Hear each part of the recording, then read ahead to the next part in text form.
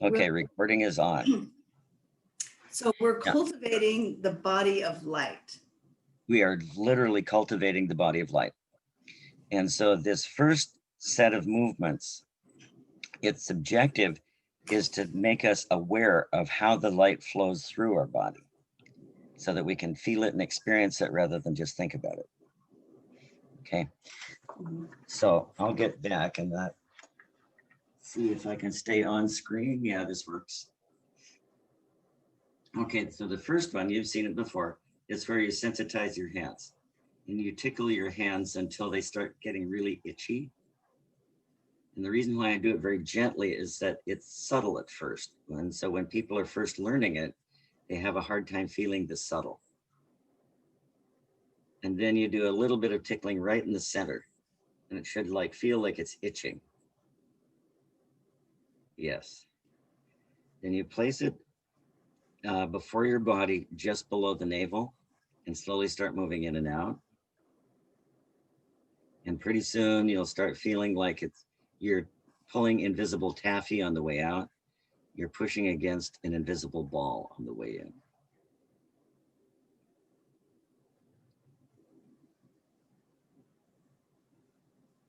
Do you have that sensation? Mm-hmm. Yeah. Okay, then you hold them about 6 inches apart and you start rotating them like this. And pretty soon you'll start getting the feeling that part of the rotation, it's like two magnets. Part of the rotation, the hands repel each other, and part of the rotation, they attract each other. It helps when I close my eyes Yeah. to more touch with the subtle energy. Now reverse the direction of the rotation, and you'll see that it gets stronger.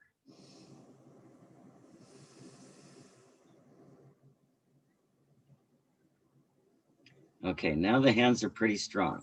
So you hold them once again, just below the navel in front of the body, and you do a root lock and see what happens to the sensation between the hands.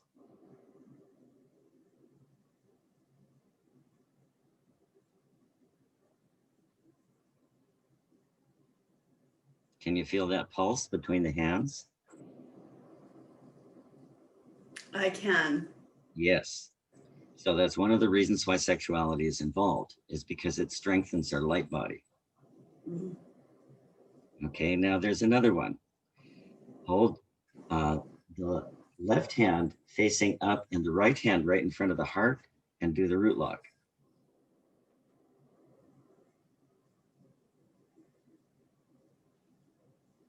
And can you feel that pulse? Yes. Yes. Okay, and now move the right hand up to the third eye. And then pulse with your hand in front of the third eye. Now you may actually feel the third eye on the skin of the forehead at this point. I feel I feel it shooting out energy. Right. Okay, and then you place it It's over so your, cool. yeah, you place it over your crown and then you continue the pulse.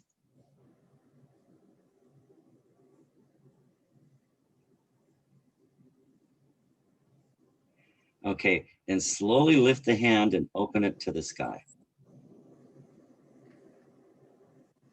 And move your hand down to where the other one is. Now, what do you feel like? Go through your body and do a little inventory.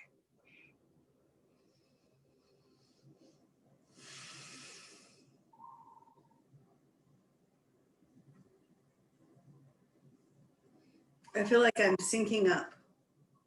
Right. Beautiful. Syncing Beautiful. in. So, tuning in. Yeah. Okay. Now take your fire finger and make your fire fingers close to each other, right in front of that same space just below the navel. And the way that I do it is I curl my hands so that my other fingers are pointing out, because we'll get to that part in a minute. Right now it's just the fire finger. Okay. And so we slowly move it apart and bring it together. And we'll get the same sensation on the tip of the fire finger. And with the fire finger, we may even get a prickly sensation.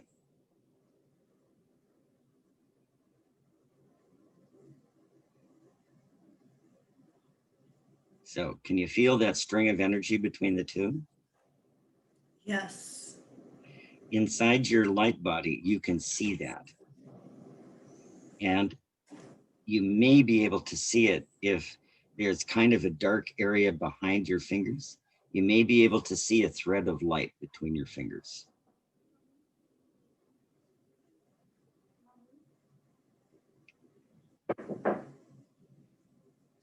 Okay. So we're going to hold the left hand up, and the right hand, we're now going to go over the palm. And if we can see if we can feel the palm chakra. And it's the same way that we do the others. We kind of make an X, and pretty soon where the two lines cross will be right over the top of the chakra. Okay, you can feel that. Now pull that finger straight up, slowly straight up. And now feel how the palm chakra's changed in the way that it feels.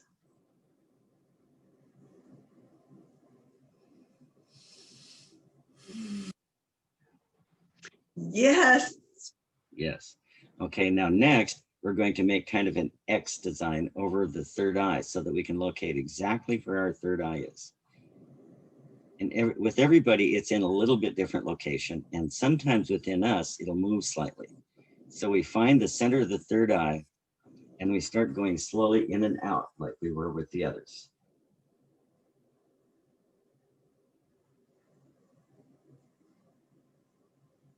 And then slowly draw it way out to arm's length. And bring your hands back to the center point.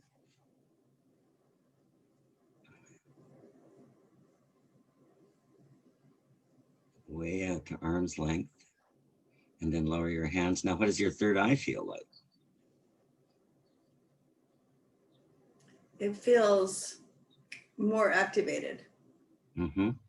So what we can do is we can run over and we can find our acupuncture points or our marmas by sensing how that's different, like the palm chakra in the center feels different than around the edges. We can find our acupuncture points. We can go through the chakras, the different chakras, and feel which ones feel like they have too much energy or not enough energy. It should be balanced all the way up, all the chakras. And so now we're at the starting point where we can find out how mudras work, okay? Now I'd like you to have open hands like this and do the same thing with the open hands. And the fingers are curved so that they're pointing at each other. Yes. Okay, now with what we were doing with the fire finger, we're going to just do it with the thumbs. And the palms are pointing away from us. So we're just sensing the connection between the thumbs. And slowly moving it in and out. Feel that connection between the thumbs. Notice how different that feels than the fire finger.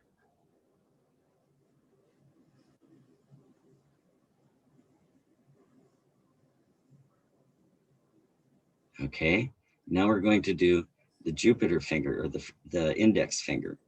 And we're going to do the same thing, slowly drawing in and out and feeling the quality of the energy between those fingers. If we point our fingers away from us, if you're pointing your fingers back into your palm, it might be more difficult. You'll have to check yourself to see what's easiest and what's most difficult. But I have my other fingers away, so the only energy crossing is between those two fingers. Okay, notice the quality of that energy.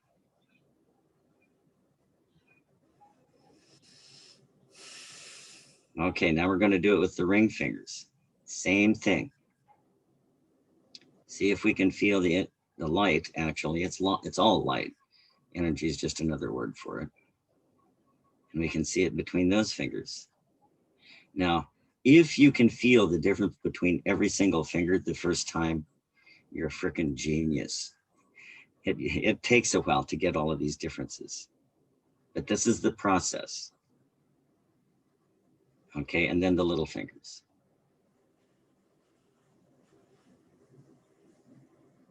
And you'll notice that each one feels different.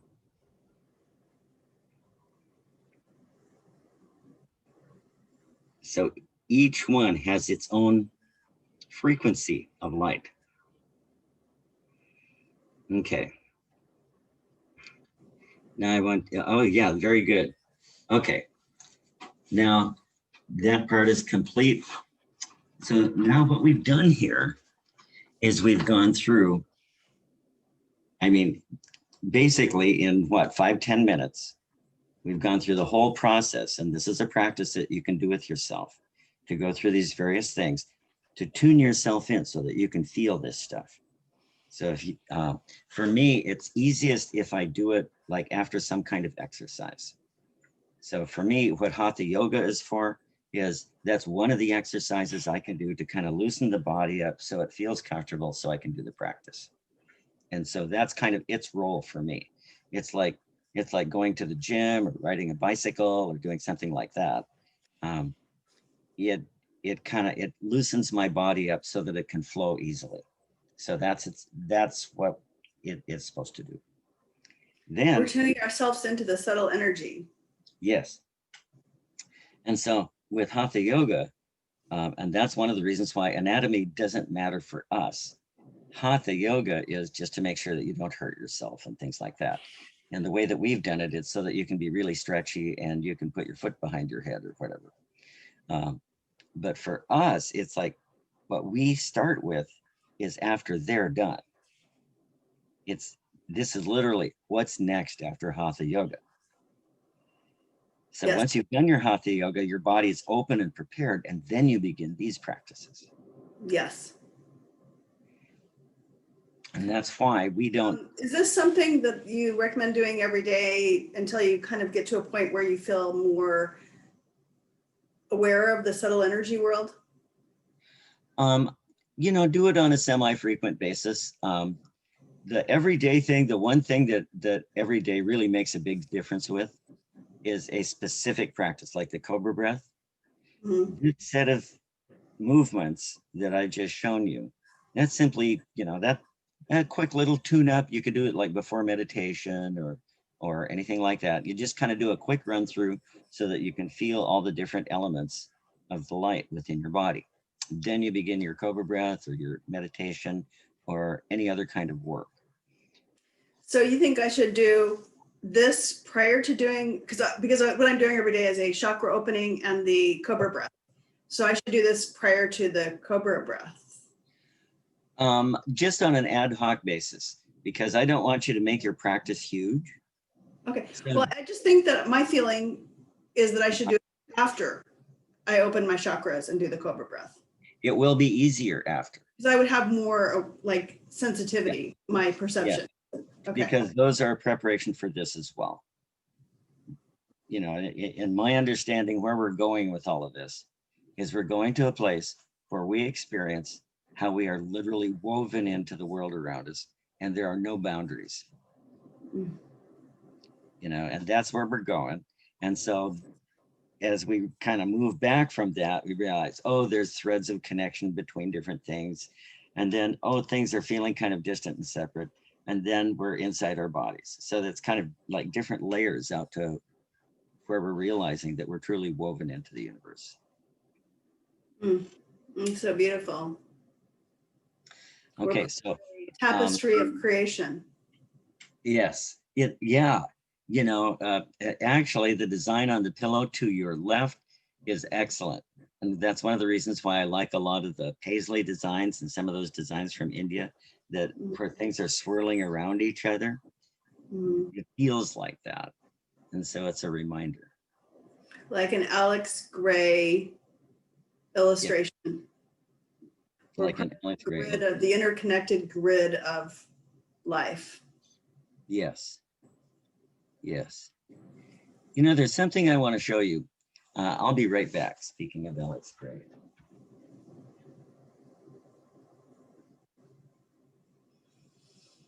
So the interesting thing is that the subtle world is actually bigger than the physical world. And this Way is bigger. experiencing. It's like the physical world is just a small aspect of who we are. The manifest is a small aspect of who we are. So that Alex Gray painting is a painting of a real place that you go to. So can you hold it up a little bit farther? Are you talking about the grid with the fire? Okay, yeah, yeah, okay.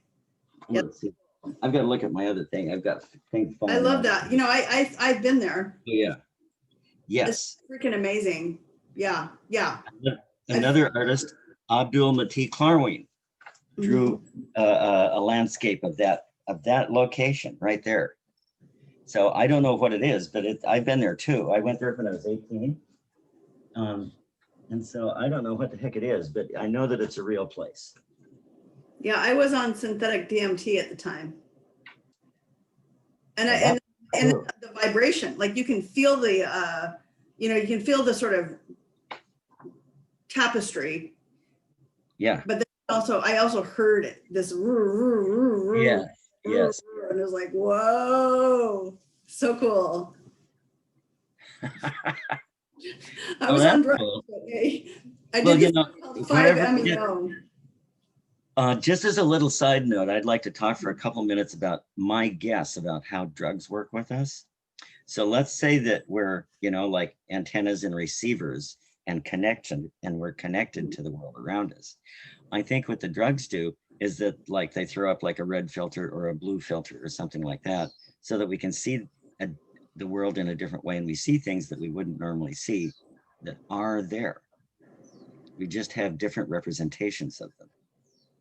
Yes. If all of creation, the entire spectrum of light was a yardstick, we see 700 or 7 to 9 nanometers, which is a very like minute fraction of the whole spectrum of light. But we think that's it, right? Yeah.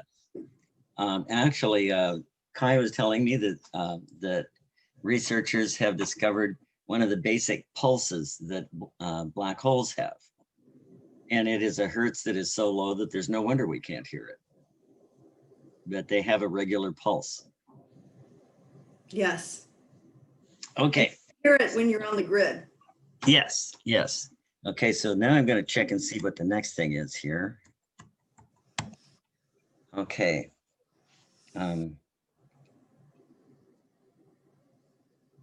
Okay, so the next thing is, now we're going into the book itself, into the bated breath. And that's another principle. So the first principle that we're learning in lesson 1 is, what does this feel like? How do we experience it? And the second one is, how do we retain it? How do we like build our energy or cultivate our energy? And since we're a breath-based practice, we retain it by not yelling, figuratively speaking. So you'll notice perhaps that, well, I'll just say for myself, there are times when sometimes I just feel a lot of tension within me when I'm under stress or something like that. And I'll find that what I do is I'll exhale in order to release some of that energy. And following the same principle then, the bated breath, where we inhale and we exhale going sa, sa, sa, we don't need to do it literally in the pattern that they've got. That's just a pattern. But what we're trying to do with that and with the exhalation of the cobra breath, where we're blowing through our teeth, is we're trying to keep as much energy as we can within us. So then the way that the sa breath looks like is it looks like this. We take the energy in, we fill ourselves, we focus on the light that we're being filled with, and so forth. And then when we exhale through the mouth rather than the nose, and we go sa, sa, sa, sa, sa, sa, sa, sa. Now, I'm exaggerating it. Sa, sa, sa, sa, sa, sa, sa, sa, sa. Now, if I actually do it myself, and I'm just walking around a grocery store or something, somebody might think I'm a little odd if I go sa, sa, sa. So I inhale. And I keep the air going through my teeth where they're partially closed. And I'm gathering back the energy that's flowing out of my mouth.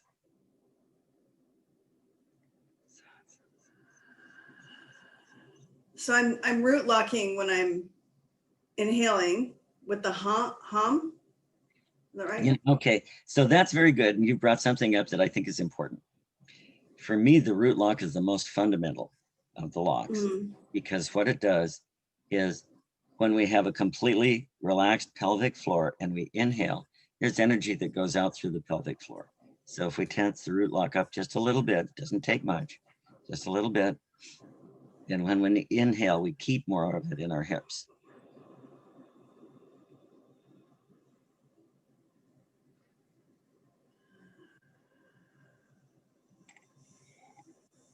So really, this is a precursor for the cobra breath.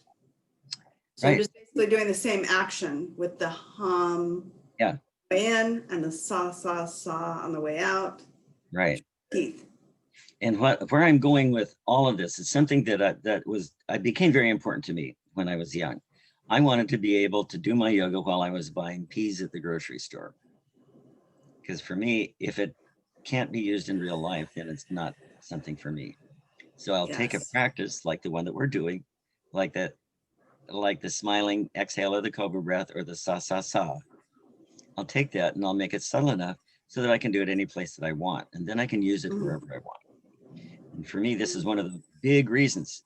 And you brought something up here. Thank you.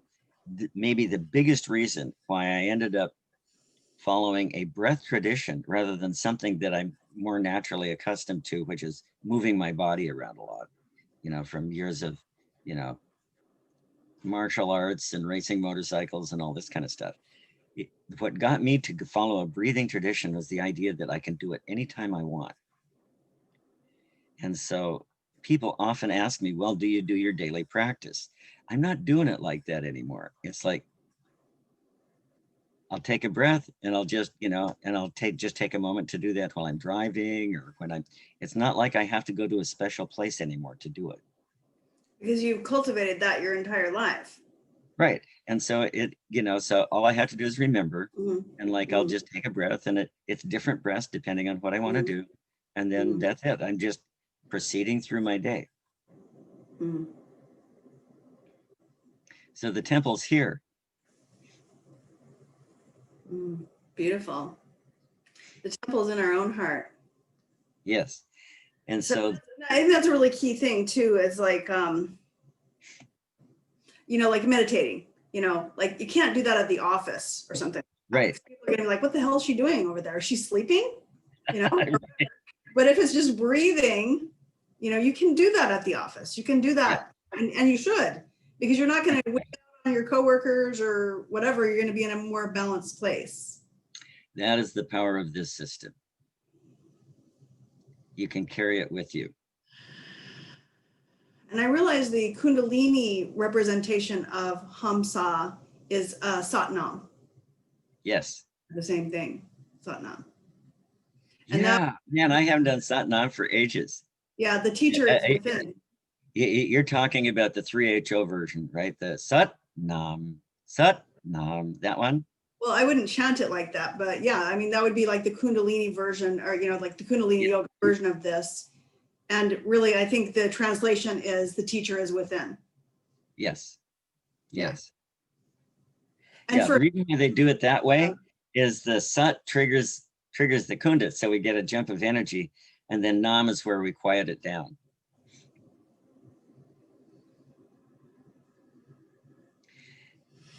So then, okay, so that's item number 2 in the first lesson. Okay. Item number 3 is tension release, and I'm going to do it Yogananda style. And so that's something that we can do anywhere as well. Now, normally, the way that you train it with people is they're lying down. And when they're lying down, then you rotate through the body, and you tense up a muscle group, you hold it for a while, and then you release. And so I will model how to do it, and it won't make any difference or much difference in the way that my face looks, but I'll just describe which muscles I'm tensing. And this is another Okay, thing. and I'm going to experience it while you're saying that then too. Yes. Yes. Okay. Okay, so there's a double inhalation, double exhalation, the way that Yogananda did it. Okay. And that's my favorite. Okay, so here we go. So I take a double inhale, hold my breath, and I tense my calves. And then a double exhale, and then I release it. A double inhale, I tense my thighs.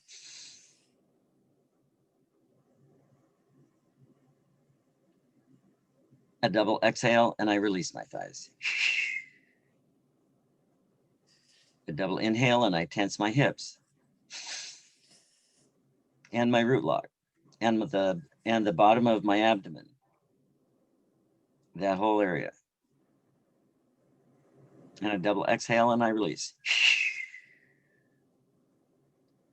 And then my lower abdomen, above the navel, but below the ribs. Inhale. And the back as well. Exhale. And then my chest and my upper back.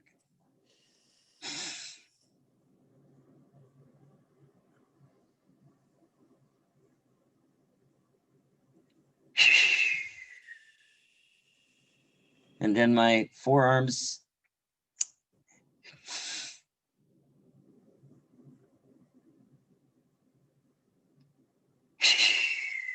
And relax. My upper arms.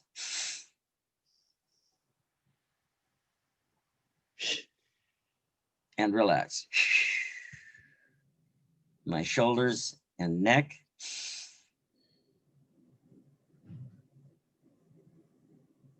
And relax. My facial muscles and the muscles around my skull.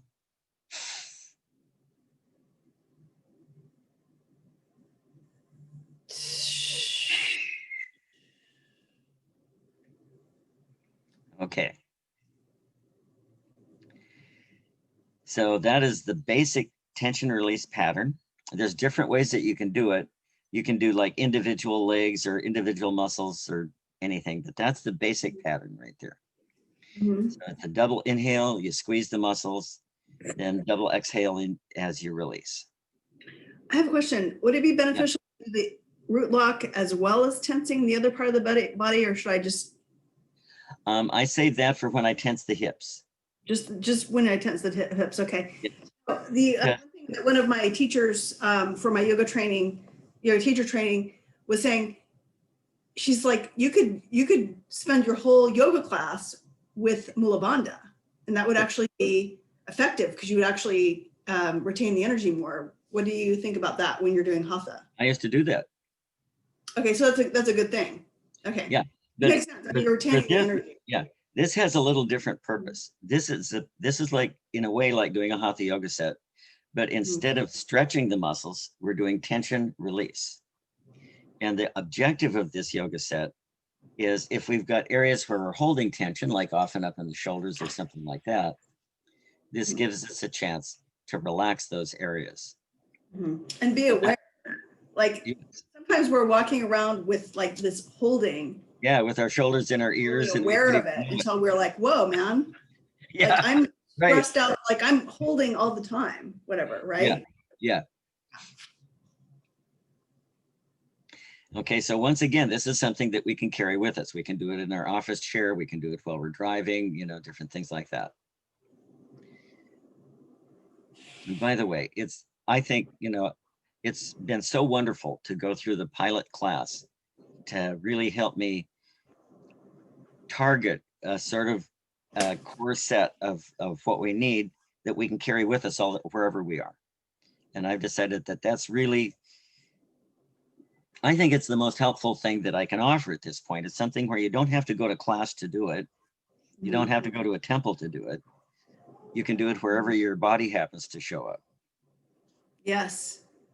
It's great. Yeah, I don't need any props. You're just ready to do it any time. I mean, I'm going to be standing in line at Costco doing my, my practices. Yeah. Yeah. And I'll be relaxed. I won't be like thinking about something negative. I'll just be like how I can't get to the front as soon as possible and get out of there, whatever. I'll Right. be like, and then I'll be spreading really good energy around as well, instead of. You will, and people will feel it. Mm-hmm. For me, I had been doing Kundalini yoga for 3 years before I was at a stoplight, and I noticed I'm no longer waiting for the light to change. I'm simply sitting at the light. Mm-hmm. And for me, that was like, my God, that was a milestone, because I was like, Mr. Let's go, let's go, let's go. Is that anxious mind that is when you're always thinking about the future? Yes. You're either like in the past, which is regret, or anxiousness about the future, versus being in the present moment in peace and harmony. Yes. Which this practice helps us cultivate. And there I was, 3 years of yoga, and I could finally sit at the light. Yeah, I mean, that's a hard one for all of us, Yeah. We have places to go, man. Right. Okay. So the next one is, again, something that we can do anywhere, and it's witnessing the breath. And so that is, and our conversation here is perfect. I mean, we could redo this as a complete little lesson plan right here. I'm liking it. So in witnessing the breath, what we're doing is we're abandoning the past and the future and remembering the present. And in the present, we're simply exchanging the light with the world around us through breathing. And we simply become aware of that. Now, there's some important points that I want to include in that awareness. And perhaps the most important one is my identity is not standing to the side looking at me breathing. I'm not separate from the breathing. I am part of the breathing. And noticing the breathing is being the breathing. And this is really important because for me, for a long time, I thought witnessing meant that I was sitting off in a chair somewhere, pictographically watching myself, which is just what I didn't want to do. Because once I brought the observer into the movement and we were joined, it was like I was directly experiencing the moment that I was in. So you're cultivating witness consciousness. Yes. Self-observation. Yeah. So all of these things then are things that you can carry with you wherever you are. You can use them on the ski slopes. You can use them in the hot tub. It's just wherever. And so portable tools, portable consciousness tools. Portable consciousness tools. And so what I decided I wanted to do with this first time is help people become aware of the body of light and show them things that they can use anywhere in their lives. And then the couples practice is simply being present and aware with each other, which is often pretty difficult because there's a lot of, things that we need to do, or we want them to think this, or we need to communicate something, or we need to hear something. There's like all these interactive. Or we need to get off as soon as possible. Yeah, right. Or all of these kinds of things. And when we bring both of us into the moment and we truly meet each other in that moment, that's as much as we're going to get. That's it. That's where the good stuff is. Yeah, that's where the good stuff is. That's what we all want. That's what we say we want. And so for me, one of the things that I've done that I really love is I practice mauna. And what I do is for certain periods of time, I won't talk with my partner. So if we have something to say, I'll take a notepad and I'll write it down and hand it to them. And the rest of the time, I'm just being in their presence. That's beautiful. I did that with my family yesterday. Yeah. I just like a half a day, I was quiet. It's so liberating for me and for them as well, I think. Yes. On many levels. It's just, and then I kind of observe my specialness, or is what I use for my patterns. I call it my specialness Uh-huh. around control. Like as a mom, I mean, like sometimes we get a little controlly, you know, and especially when they become teenagers, is like, you know what? You know, they're pretty much grown up. Alex is going to be 18. He's his own person. He's just, you want to raise Yep. sovereign beings, or you want to raise, you know, people that are constantly looking somewhere besides inside themselves for awareness, you know? Yeah. So taking myself out of the picture for a while helps them step into that. You are a fantastic mom. That is an incredible realization there. If you, I don't know if I'm a fantastic mom. I'm just doing the best I can, you know? okay. Yeah. And so I had similar moments with my children, and that, you know, it's very important for them to be able to find their own solutions, because they will own their solutions. Yes. Their tool set is the tool set that you've given them since they were, you know, young children. So you've given them the tools, and now it's time for them to take them out for a test drive. And sometimes the tools are not the best tools, but Yeah. like, you know what, this tool is not working for me, Mom. I'm going to throw this one out. Cool, you know, right? Yeah. And Yeah. for me, okay with that. Like, okay, right, that's not your tool. That's tool's not working, you know? Right. Or it's not even a tool. It's just some sort of, you know, bullshit that maybe I passed on to them. And you know, I think we're talking about something that can be profoundly applied to relationship. Yeah. Not just between two people, but relationship that we have with the world, as a recognition that we're all navigating our waters here, and we've got our own little toolbox that we're using to do it, and to really just acknowledge it. Yeah, I think one thing is like reactivity also versus receptivity. Like, Beautiful. Thank you. reacting to what's going on around me, or if am I actually like experiencing that person for who they're being right now, or am I putting my perception of myself on them, or projecting something that's going on for me on them, you know? And I think that's the thing that, you know, as a relationship coach, I've seen that people have really lost their ability to be receptive.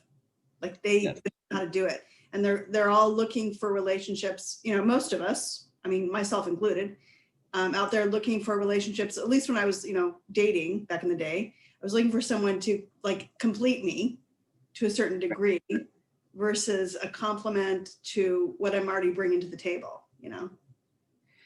That's interesting, because, you know, that's how I'm thinking about it in these times. You know, I'm to the point now where relationship sounds pretty good. And so I'm interested in that.